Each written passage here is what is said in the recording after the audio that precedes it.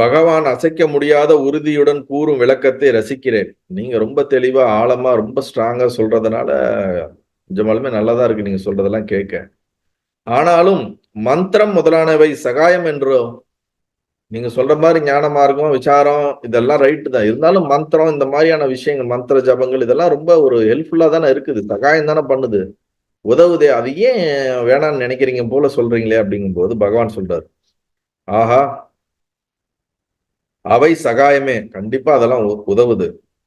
இடைவிடா மந்திர ஜபத்தால் இதர நினைவுகள் நீங்குகின்றன.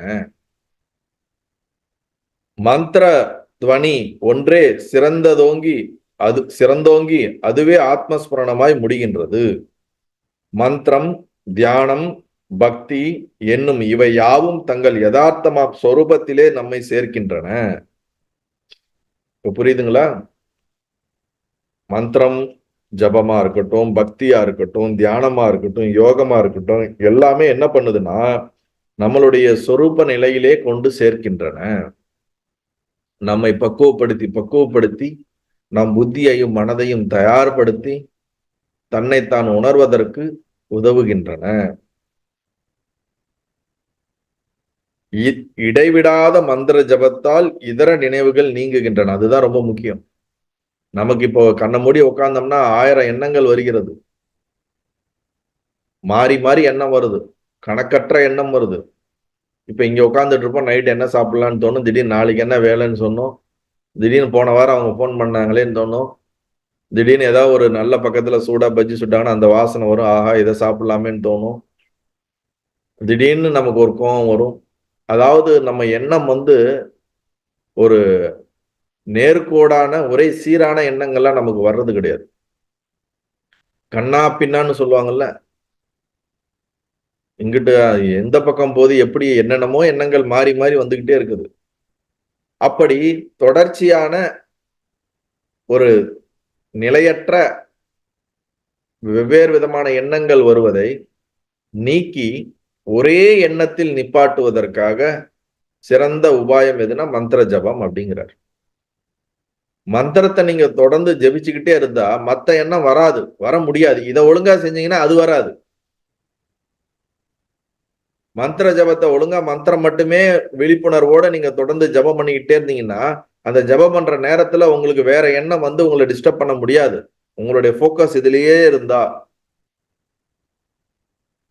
அப்படி வேற எண்ணம் உங்களை டிஸ்டர்ப் பண்ணும் போது கூட நீங்க திருப்பி திருப்பி இந்த ஜபத்திலே போக்கஸ் பண்ணும்போது ஆட்டோமேட்டிக்கா அது என்ன ஆயிடும்?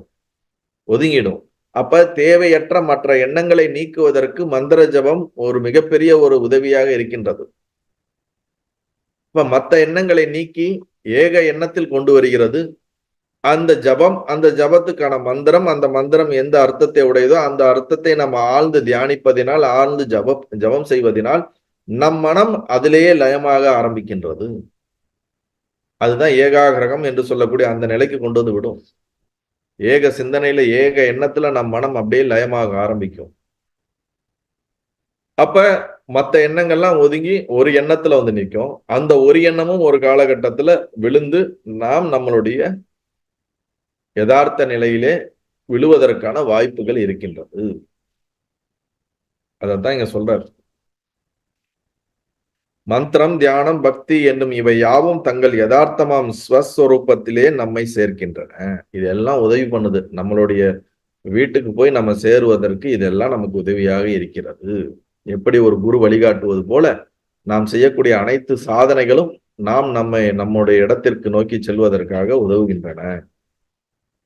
அதை தொடர்ந்து சொல்றார் பகவான். நாம் யாவரும் அகண்டாத்மா சொரூபமாகவே இருந்தும் தவறுதலாக உடலையே நாம் என கருதுகிறோம். நீங்க எல்லாரும் சரி, நானும் சரி, இந்த உலகத்துல இருக்கக்கூடிய எல்லா ஜீவராசிகளும் சரி, எல்லாமே கான்சியஸ்னஸ் தான். தூய விழிப்புணர்வு ஒன்றே. ஆனால் எல்லாம் கான்சியஸ்னஸாக இருந்தாலும் தவறுதலாக அப்படின்னு சொல்றார். மிஸ்டேக்கன்லி திடீர்னு ஒரு பொருளை கையில எடுக்கிறோம், ஸ்லிப் ஆயிடுச்சு, தவறிடுச்சுங்க அப்படின்றோம். ஏன் தவறுனீங்கன்னு அதுக்கு ரீசன் கேட்க முடியுமா? நீங்க எப்படி தவறுனீங்க, நீங்க இப்படி பண்ணிருக்க கூடாது. ஏங்க தவறுதல்னா தவறுதான், அது மிஸ்டேக்கன். நம்மை அறியாமல் நடப்பது. அதுபோல நாம் கான்சியஸ்னஸ் தூய விழிப்புணர்வாக இருந்தோம். எப்படி நாம் அதில் இந்த நிலையில் இருந்து விழுந்தோம் என்று நமக்கே தெரியவில்லை. ஆனால் உடல் என்ற நினைவிற்கு, உடல் என்ற உணர்விலே விழுந்து அதை ஆழமாக பிடித்து கொண்டோம். தவறுதலாக உடலையே நாம் என கருதுகிறோம். அப்ப உடம்ப நானும் நினைக்க ஆரம்பிச்சிட்டோம். இப்ப எல்லாருமே நம்ம உடம்ப தான் நாம நினைக்கிறோம். நீங்க கான்சியஸ்ன்னு நினைக்கிறீங்கன்னா தியானம் பண்ணும்போது வேணா ஒரு 5 நிமிஷம் யோசிப்பீங்க, இல்ல எப்பயாவது விசாரம் பண்ணும்போது யோசிக்கலாம். ஆனா 24x7 நமக்கு உடம்புங்கிற ஞாபகம் தான் இருக்குதே தவிர கான்சியஸ்னஸ்ங்கிற ஞாபகம்லாம் நமக்கு இல்லை. எப்படி தூக்கத்துல ஒரு 100 பேர் படுத்திருந்தாலும் உங்க பேரு சொன்னா நீங்க டக்குன்னு எந்திரிச்சுக்கிறீங்கல்ல, அப்போ உங்க பேர் உங்களுடைய ஆள் மனதுல எவ்வளவு டீப்பா போய் பதிஞ்சிருந்தா 100 பேர் படுத்திருந்தாலும் உங்க பேர் சொன்னா மட்டும்தான், உங்க ஒரு பேர் சொன்னா அந்த பேருக்கான ஆள் தான் எந்திரிப்பான், வேற ஆள் எந்திரிக்க மாட்டான். எல்லாரும் தூங்கிட்டு இருப்பாங்க, அந்த பேருக்கான ஆள் ஏதோ நம்மளை கூப்பிடுறாங்களே எந்திரிக்கிற போல நான் தூய விழிப்புணர்வு தான் அவ்வளவு டீப்பா நம்மளுடைய ஆழ்மனம் முதற்கொண்டு எல்லா இடத்துலயும் நம்ம என்ன ஆகணும், டீப்பன் ஆகணும். ஆனா நமக்கு உடம்பு தான், இந்த பேரு, இந்த உடம்பு இதுதான் அந்த அளவுக்கு ஆழமா டீப்பன் ஆயிருக்கே தவிர கான்சியஸ்னஸ் டீப்பன் ஆகல. அதான் இங்க சொல்றார், உடலே நாம் என கருதுகிறோம், எதையும் அறியவும் ஒளி ஒன்று வேண்டும். மன ஒளி உடல் உலகங்களை, அதாவது திருஷ்ய பிரபஞ்சங்களை விளக்குகிறது. எதை ஒன்றை அறிவதற்கும் பிரகாசம், ஒளி ஒன்று தேவைப்படுகிறது. இப்ப நான் இந்த வீட்டுல உட்காந்து இந்த கிளாஸ் எடுக்கிறேன்னா நான் தெளிவா தெரியணும்னா 5 லைட் ஆன் பண்ணாதான் உங்களுக்கு இந்த ஃபேஸ் சரியா தெரியும், இல்லாட்டி டார்க்னஸ்ல ஒன்றும் தெரியாது. எல்லா இடத்துலயும் ஒரு வெளிச்சம் தேவைப்படுது. சூரியன் இருந்தாதான் நமக்கு உலகத்துல என்ன நம்மளை சுத்தி என்ன நடக்குதுன்னு தெரியுது. வீட்டுல லைட் போட்டாதான் தெரியுது. இரவு நிலா வந்தாதான் நமக்கு வெளிச்சமாக இருக்குது. அப்ப வெளிச்சம் என்று ஒன்று இருந்தால்தான் ஒன்றை அறிய முடிகிறது வெளி உலகத்திலே. அப்படிங்கும் போது உள்ளுலகத்துல எந்த ஒளி நம்மை இதை அனைத்தையும் அறிவதற்கு உதவுகிறது? அததான் சொல்றார், எதையும் அறியவும் ஒளி ஒன்று வேண்டும். எதை நீ வாழ்க்கையில நீ தெரிஞ்சுக்கணும்னாலும் வெளிச்சத்துலதான் நீ தெரிஞ்சுக்கிற. அந்த மாதிரி மன ஒளி உடல் உலகங்களை, அதாவது திருஷ்ய பிரபஞ்சங்களை விளக்குகிறது. மனதிலே வெளிப்படுகின்ற ஒளி. நம்ம மனசும் ஒரு ஒளியை பிரகாசப்படுத்துது. காலைல கண் விழிக்கும் போது இந்த மனசு ஒரு ஒளியை பிரகாசப்படுத்துது, ப்ரொஜெக்டர் மாதிரி. அந்த ஒளி என்ன பண்ணுது, இந்த உடம்ப காட்டுது. அதுக்கப்புறம் என்ன பண்ணுது, எண்ணங்களை காட்டுது. அப்புறம் உலகத்தை காட்டுது, வீட்டை காட்டுது, எல்லாத்தையும் காட்ட ஆரம்பிச்சிருது. அப்ப மனசை பிரகாசப்படுத்துறதுக்கு மனசுல ஒரு ஒளி இருக்குது.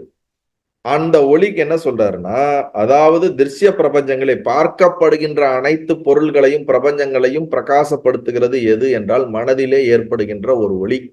அந்த ஒளி அறிவும் அறியாமையுமாகவும் இருக்கிறது. அந்த புத்தின்னு வச்சுக்கோங்களேன், நம்ம புத்தியில இருக்கக்கூடிய பிரகாசம்னு வச்சுக்கோங்க.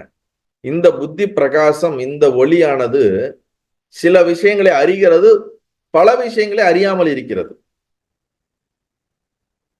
நமக்கு இப்போ சில விஷயம் தான் தெரியும், எல்லா விஷயமும் நமக்கு தெரியாது. அப்ப நமக்குள் வருகின்ற ஒளி அனைத்தையும் அறிவதாக இல்லை. பர்டிகுலரா ஒண்ணு அறியுது, பர்டிகுலரா சில விஷயங்கள் அறியாம இருக்கிறது. அப்ப அதுக்கு அறிவு, அறியறதும் அறியாமையும் 2 குவாலிட்டி இருக்குது இந்த மனசுல வரக்கூடிய ஒளிக்கு. ஆனால் ஸ்வரூப விளக்கமோ இவ் அறிவு அறியாமைகளை கடந்து அறிவுமயமாக இருக்கிறது. இந்த சுயம் பிரகாசம்னு சொல்லக்கூடிய அந்த ஜோதியானது 2 ஜோதியா பிரிச்சுக்குங்களேன். மன ஜோதி, சுயம் பிரகாச ஜோதின்னு பிரிச்சுக்குங்க. அல்டிமேட்டா மனசுக்கே அந்த ஜோதி ஒளியை கொடுக்கறது சுயம் பிரகாசம் தான். ஆனா புரிஞ்சுக்கிறதுக்கோசரம் மனதில் வெளிப்படுகின்ற ஒரு ஜோதி இந்த உடல், இந்த உலகத்தை, பிரபஞ்சத்தை அனைத்தையும் காட்டுகின்றது. சரி, இந்த மனசுக்கு அந்த வெளிச்சம் எங்க படுதோ அதுதான் இதுக்கு தெரியுது, வெளிச்சம் படாத இடம் இதுக்கு தெரியாது. என்னுடைய கண்ணு பாக்குற இடம் தான் எனக்கு தெரியும், பின்னாடி இருக்கிறது எனக்கு தெரியாது. கண்ணுல இருக்க ஒளி தான் வெளியே போகுது, கண்ணுல இருக்கிற பிரகாசம் தான் வெளியில இருக்கிறத கேப்சர் பண்ணுது. அப்ப என்னுடைய பார்வைக்கு உட்பட்டது என்னால் அறியப்படுகிறது, பார்வைக்கு உட்படாமலும் இருக்கின்றது. அறிவும் அறியாமையும் இருக்கின்றது மனதிலே ஏற்படுகின்ற ஒரு ஜோதியினால், ஒரு வெளிச்சத்தினால், ஒளியினால். அப்ப மனஜோதிக்கு அறிவு இருக்குது, இக்னரன்ஸ் இருக்கு, நாலேஜ் இருக்குது, அறிவு அறியாமை இருக்கு. சொரூபமோ சொரூப விளக்கமோ இவ்வறிவு அறியாமைகளை கடந்து அறிவுமயம். இந்த மனம் அப்படிங்கிற இந்த ஜோதிக்கு எது வெளிச்சத்தை கொடுக்கின்றதோ அதையே பிரகாசப்படுத்துறது எதுவோ அதுதான் சுயம் பிரகாசம், விழிப்புணர்வு, கான்சியஸ்னஸ். அந்த கான்சியஸ்னஸுக்கு மனசுல இருக்கக்கூடிய அந்த அறிவு அறியாமைங்கிற இந்த ரெண்டு குவாலிட்டி மாதிரி அது கிடையாது. அது எல்லாத்தையும் பிரகாசப்படுத்துது. மன ஒளிக்கு அறிவும் அறியாமையும் இருக்குது, சுயம் பிரகாசத்துக்கு அறியாமைன்னு ஒண்ணு கிடையவே கிடையாது. அததான் சொல்றாரு, எல்லைகள் அற்றது. there is no boundary கான்சியஸ்னஸ்க்கு. தேச காலம் வரையுறாதது, டைம் அண்ட் ஸ்பேஸ் கிடையாது, ஒரு லிமிட்டட் கிடையாது, அன்லிமிட்டட். டைம் ஸ்பேஸ்க்குள்ள நீங்க ஒரு நாமத்தை ரூபத்துக்குள்ளேயும் ஒரு இடத்துக்குள்ளேயும் காலத்துக்குள்ளேயும் உங்களால அடைக்க முடியாது. அவ்வறிவு விளக்கமே நாமாதலால் அதை உணராதவர் யாரும் இல்லையே என்று சொல்ல வேண்டும். அப்படிப்பட்ட நேம் அண்ட் ஃபேமுக்குள்ளேயும் டைம் அண்ட் ஸ்பேஸுக்குள்ளேயும் பவுண்டரிக்குள்ளேயும் ஃபிட் பண்ண முடியாத அறிவு அறியாமைகளுக்கு அப்பாற்பட்டு அறிவுமயமாக இருக்கக்கூடியது வேற யாரும் இல்ல, நாமாகதால் நம்மதான். அதை உணராதவர்கள் யார் இருக்கிறார்கள் அப்படின்னு சொல்றாரு. அதை உணராதவர் யாரும் இல்லை என்றே சொல்ல வேண்டும். அப்படின்னா என்ன அர்த்தம்னா, நீங்க இருக்கிறீங்களான்னு கேட்டா நான் இருக்கிறேன் நீங்க சொல்றீங்கல்ல, இந்த நான் இருக்கிறேங்கிறது உடம்ப நீங்க சொல்றீங்க. இங்க பகவான் சொல்றது உணராதவர் யார் இருக்க முடியும்னா கான்சியஸ்னஸா நான் இருக்கிறேங்கிற பாயிண்ட இங்க மீன் பண்றாரு அவர். அவ்வாறு இருந்தும் இவ் அடிப்படை உண்மையை உணராது தோன்றி மறையும் தேகாதிகளை நான் என பிரமிக்கின்றோம். இந்த ட்ரூத் தெரியாம இதுதான் உண்மை, நானும் நீங்க சொல்ற எதுவோ அது கான்சியஸ்னஸ் தான் உண்மை. இது நமக்கு தெரியாம என்ன பண்றோம், இந்த உடம்பு சார்ந்து இருக்கக்கூடிய மற்ற விஷயங்களை எல்லாம் நாம் நினைத்து பிரமிக்கின்றோம். நான் தவறாக கற்பனை செய்து கொள்கிறோம். அதுதான் இங்க சொல்றாரு. இந்த பிரம்மை நீக்குதலே ஆத்ம சாட்சா்காரம். எப்ப நமக்கு இந்த மாயை இந்த பிரம்மையை நம்ம கிளீன் பண்றதுக்கு நீக்குவதற்கு செய்யக்கூடிய முயற்சி தான் ஆத்ம சாட்சா்காரம் அப்படிங்கிறார். நீ கான்சியஸ்னஸ், அது உன்னுடைய நேச்சர், நீ அதுவாகத்தான் இருக்கிற. ஆனா இப்ப நான் அதுவா எனக்கு தெரியலையே அப்படின்னு சொல்றது எதுவோ, என்னை நான் அறியவில்லை, என்னை தெரியவில்லை, நான் கான்சியஸ்னாக என்னை நான் உணரவில்லை, என் உடலாக உணர்கிறேன், இந்த மாதிரி எதெல்லாம் சொல்லுதோ அதை நீக்கிறது எதுவோ அதை நீக்கிறது தான் சாதனை. அதை நீக்கணும்னா நம்மளை நாமே நமக்கு தெரியும். இந்த மாதிரி இந்த அறிவு நமக்கு இது எனக்கு தெரியலையே அது எனக்கு தெரியலையேன்னு சொல்றதை நீக்கிட்டோம்னா போதும். அதுதான் விசாரங்கிறது. இந்த பிரம்மை நீங்குதலே ஆத்ம சாட்சா்காரம். அவ்வாறு இன்றி ஏதோ ஒன்றை புதியதாய் அறிவதோ அடைவதோ இல்லை. இதுதான் உண்மையாலுமே ஸ்பிரிச்சுவல் பிராக்டிஸ், இதுதான் ஸ்பிரிச்சுவல் பாத்து, இதுதான் பர்பஸ் ஆஃப் லைஃப். இதை தவிர வேற எந்த பர்பஸும் இல்லை லைஃப்ல. அதை தவிர்த்துட்டு நீங்க எதை புரிஞ்சுக்கிற வேற ஏதோ உலகத்தை சார்ந்து எதையோ உலகத்துல அடையிறேன்னு நீங்க சொல்றதெல்லாம் என்னது, தண்ணியில எழுதுற மாதிரிதான். எவ்வளவு தூரம் கஷ்டப்பட்டு நீங்க தண்ணியில எழுதினாலும் அது என்ன ஆகுது, அழிஞ்சிட்டு போயிட்டே இருக்கும். எவ்வளவு தூரம் இந்த உலகத்துல நீங்க கஷ்டப்பட்டு எதையாவது ஒண்ணு சாதிக்கிறேன், நான் எவ்வளவு பெரிய ஆளாகிறேன், நான் எவ்வளவு நேம் அண்ட் ஃபேம் ஆகிறேன், எவ்வளவு குடும்பம் பேரு புகழ் வஸ்துக்கள் என்ன பண்ணாலும் அது தண்ணியில எழுதுறதுக்கு சமம்தான். ஏன்னா இது எதுவுமே ரியாலிட்டி கிடையாது. ஒவ்வொரு நாளும் கனவுக்குள்ள போய் ஒரு உலகத்துல வாழ்ந்துட்டு வரீங்க, அந்த உலகம் எங்க போகுது, அடுத்த செகண்ட் காணாம போயிடுது, காலில் கண் விழிக்கிற மாதிரி. சரி, தேடி கண்டுபிடிக்க முடியுதா? எங்க போச்சு நேத்து கனவு, உங்களுக்கு தெரியாது. அதே போல இந்த வேக்கிங் ஸ்டேட்டும் காணாம ஒரு பலூன் மாதிரி ஒரு நாள் வெடிக்க போகுது. வெடிச்சிருச்சுன்னா இதுவும் ஒரு மீனிங்லெஸ்ஸா போயிடும், இது இருந்த இடம் தெரியாம காணாம போயிடும். அப்ப ஒரு மீனிங்கே இல்லாத ஒரு ரியாலிட்டியே இல்லாத ஒண்ணுக்குள்ள ரொம்ப ரியலிஸ்டிக்கா நம்ம வந்து இத நினைச்சுக்கிட்டு வாழ்றோம் பாத்தீங்களா? அதுதான் இருக்கிறதுல மிகப்பெரிய ஒரு மித்யா மாயை. அததான் இங்க சொல்றார். ஏதோ ஒன்றை புதியதாய் அறிவதோ அடைவதோ இல்லை. புதுசா நீ எதையோ ஒண்ணு கஷ்டப்பட்டு கண்டுபிடிக்கிற அடையிற ஞானம் அப்படிலாம் ஒண்ணு கிடையாது. பிரம்மை நீக்கத்தால் எப்போதும் நாமாகிய ஸ்வஸ்வரூபத்தை தடையின்றி உணர்கிறோம். நமக்கு கண்ணு இருக்கும். கண்ணுல பல பேருக்கு புரை வரும். புரையை கிளீன் பண்ணுவாங்க. டாக்டர்ஸ் லேசர் ட்ரீட்மெண்ட் ஏதோ ட்ரீட்மெண்ட் போட்டு கிளீன் பண்ணுவாங்க. கிளீன் பண்ணலைன்னா நமக்கு கண்ணு ஒழுங்கா தெரியாது. கிளீன் பண்ணிட்டா கண்ணு நல்லா தெரியும். அப்ப கண்ணு இந்த புறை இருக்கும்போது கண்ணு நல்லா தான் தெரிஞ்சுக்கிட்டு இருக்கு. மேல ஒரு திரை மாதிரி ஒண்ணு மறைச்சிருக்கு. இப்போ உங்களுக்கு கண்ணு நல்லா தெரியுது. உங்க கண்ணை போய் நான் பொத்துறேன். கண்ணை அப்படி வந்து மறைக்கிறேன். அப்படினாலும் மறைச்சாலும் உங்க கண்ணு நல்லா உள்ளுக்குள்ள வேலை செஞ்சுக்கிட்டு தான் இருக்குது. மறைக்கப்பட்ட இந்த கையை நாம எடுத்தா போதும் ஆட்டோமேட்டிக்கா என்ன ஆகும்? தெரிய போகுது. அது போல நீங்க கான்சியஸ்னஸ் தான் அப்படிங்கிறது எப்பொழுது இருந்துகிட்டே இருக்குது. அதை மறைக்கிற விஷயம் எதுன்னா இந்த பிரம்மை தான். நான் உடம்பு மனசு அப்படியே இந்த உலகம் இது எல்லாத்தையும் வச்சு ஒரு சாலிடா ஒரு ஐடென்டிட்டி கிரியேட் பண்ணி அந்த ஐடென்டிட்டியை ரொம்ப ஸ்ட்ராங்கா பிடிச்சி வச்சுக்கிட்டு இருக்கோம். கிளி பிடிச்சிட்டு இருக்கிற மாதிரி இந்த ஒரு கிளி கதையை பிடிச்சிட்டீங்கன்னா போதும். அப்படி குச்சியை பிடிச்சிக்கிற மாதிரி இதை விட மாட்டேன்ற விட்டா என்ன ஆவேன்? பயம். வாழ்க்கையின் மேல ஒரு எதையோ இனம் புரியாத ஒரு பயம் நமக்கு வரும். ஐயோ இதெல்லாம் இல்லாட்டின்னா நான் என்ன ஆவேன் அப்படின்னு ஒரு பயம் வரும். என்னைக்கு அந்த பயத்தை நம்ம ஓவர் கிராஸ் பண்றோமோ அப்பதான் நமக்கு பிரேக் த்ரூவே நடக்கும். அந்த மனம் அவ்வளவு ஒரு பயத்தை உண்டு பண்ணும். ஏன்னா அந்த பயத்தை வச்சுதான் உங்களை அடிமைப்படுத்த முடியும். பயத்துலதான் உங்களை பிடிச்சு வைக்க முடியும். பிரம்மை நீக்கத்தால் எப்போதும் நாம ஆகிய சொஸ்வரூபத்தை தடையின்றி உணர்கிறோம். அவ்வளவே அவ்வளவுதான் அப்படிங்கிறாரு. நல்லது.